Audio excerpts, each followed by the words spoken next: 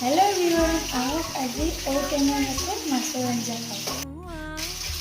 খাবলৈ যোগাৰ কৰিবলৈ এয়া ঔটো মই ধুনীয়াকৈ কাটি ল'লোঁ সৰু সৰুকৈ টুকুৰা কৰি। তাৰপিছত দিলোঁ এটা কুকাৰত কেইটামান চিটি লগাই ঔখিনি বইল কৰি ল'লোঁ। এইফালে মই আকৌ মাছখিনি ফ্ৰাই কৰি ল'লোঁ। তাৰপিছতে এয়া মাক ক'লোঁ বোলে ঔখিনি ধুনীয়াকৈ ৰস উলিয়াই দিয়া। আঞ্জাখন পিছে মায়ে ক'লে ময়ে বনাওঁ।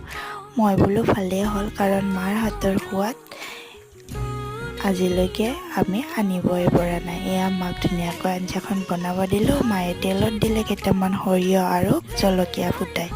তাৰপিছতে দি দিলে ঔখিনি ঢালি। ইয়াত কেৱল হালধি আৰু অকণমান নিমখ, মানে সোৱাদ অনুযায়ী নিমখ দি দিলে আৰু উতলি আহিল। তাৰপিছত দি দিলে মাছ। এয়া আমাৰ আঞ্জা ৰেডি হৈ গ'ল। ঔটেঙাৰ আঞ্জা কোনে কোনে খাই ভাল পায় জনাব। এয়া আমাৰ থালি ৰেডি হৈ গ'ল। দালি ঔটেঙাৰ সৈতে